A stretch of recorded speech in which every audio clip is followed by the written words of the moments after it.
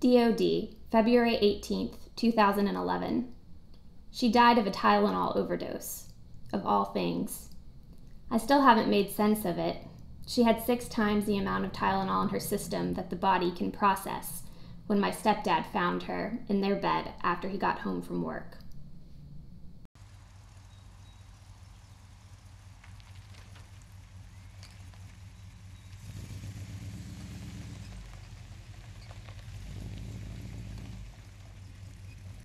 Is this what losing you feels like?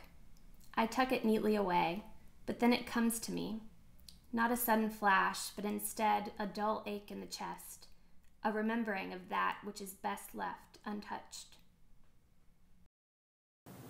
I think when you lose your mother or a parent, it is difficult no matter what. But it's more difficult when you have so many questions and no answers.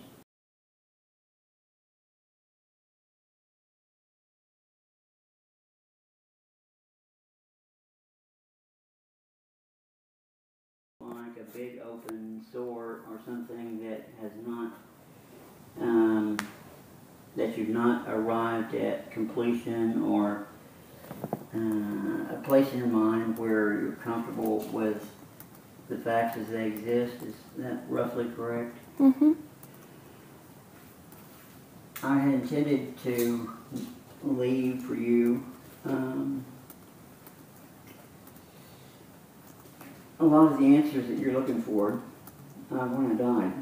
You know, it's, who knows how long, how long it'll be before I die.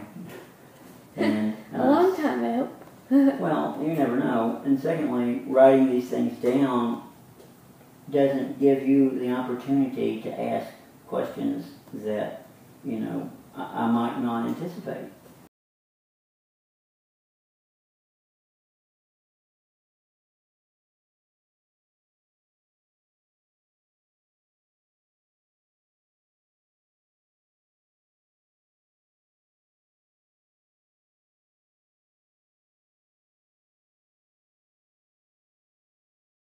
I probably painted a very sympathetic picture of my dad.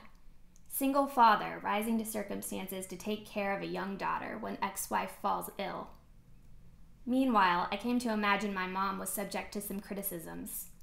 Mother, well enough to move to another city and open a medical practice, leaving her daughter in the care of ex-husband. The truth is, the prognosis must have been pretty bad while my mom was in the hospital, because my dad decided it would be better for me if I didn't get too attached to a mother who was supposed to die.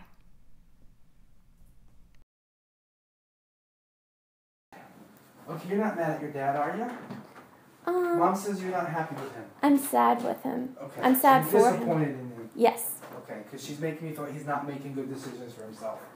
Terrible decision. Why? That hurt. Why does my leg hurt when I talk about Dad? His knee really bothers him. Okay, he needs to work on his knee. He needs to get fixed. He needs to go to the doctor because it's like, I feel like it's important to talk about that. Okay. May I have Dad's first name, please? Gary. Gary? Mm-hmm. Yes, he needs, I see like he's going to need surgery. He's afraid of it. Mm-hmm. He doesn't want to deal with surgery. He's afraid. He has no insurance also and no money. Well, oh boy. In fact, he has no resources. He's given up. It's like he's just given up. Mm-hmm.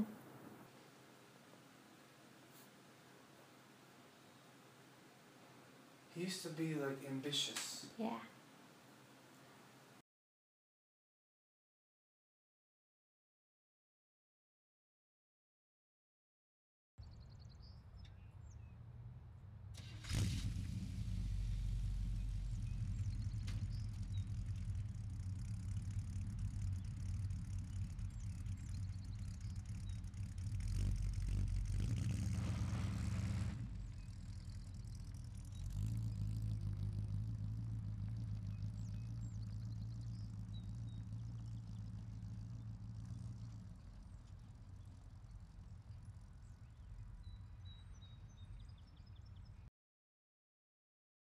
He's got to take responsibility for his actions. I feel like he just feels defeated. Mm-hmm.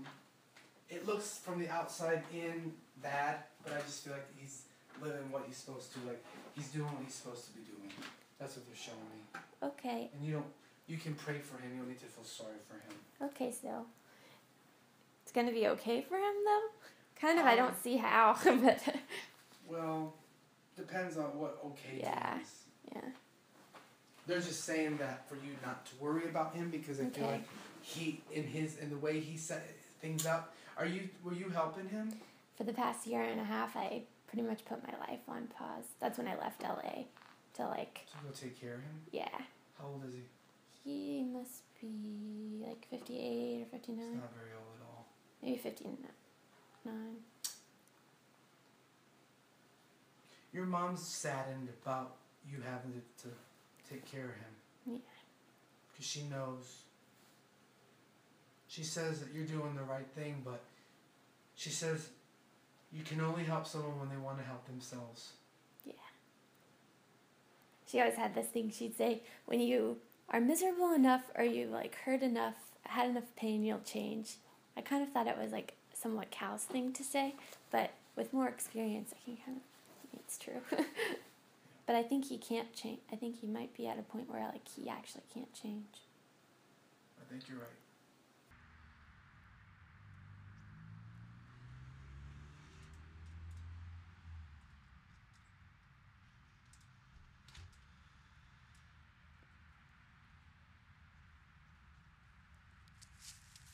And her mother, I believe, is schizophrenic.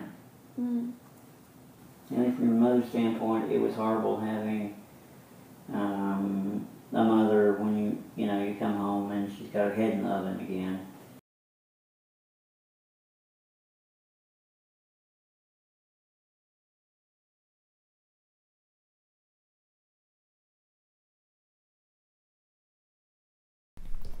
It hadn't occurred to me until very recently that most kids, young adults, hell, most people don't live in constant fear of their mother's death. A fear beyond that more general, and I do think universal fear, that our parents will die and we will be left all alone in the world. I'm talking about the fear that stayed constantly by my side because it was affirmed annually. Some hospitalization, a surgery, a mass, a month-long break from work spent entirely in bed. The tearful messages on my voicemail that she wasn't sure she would see me again. But then, by the end of the message, hearing her say not to worry and sounding altogether cheerful as she assured me she was fine. It was convincing, but it made me crazy.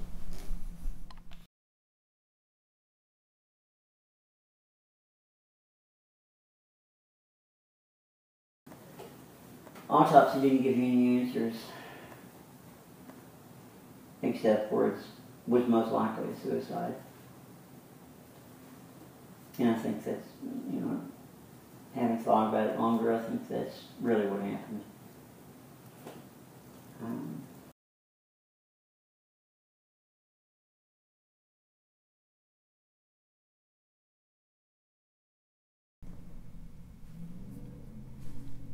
It is sometimes, or always, difficult to know how to be of use to my parents.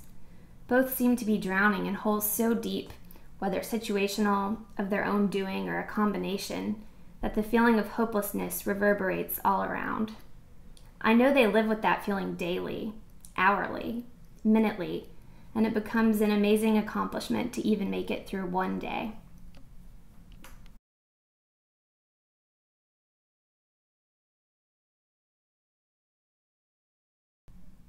DOD, May 15th, 2014.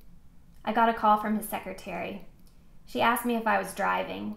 As I said no, I knew what she was about to tell me. My dad was found dead in his office that morning. The cause of death was multi-drug toxicity, coupled with heart disease. It was ruled accidental.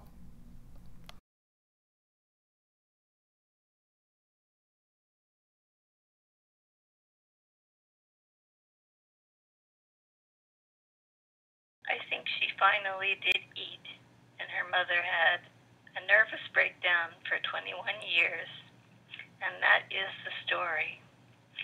Of course, the child walked away totally unscathed by the various experiences and dramas but she will live to tell the tale.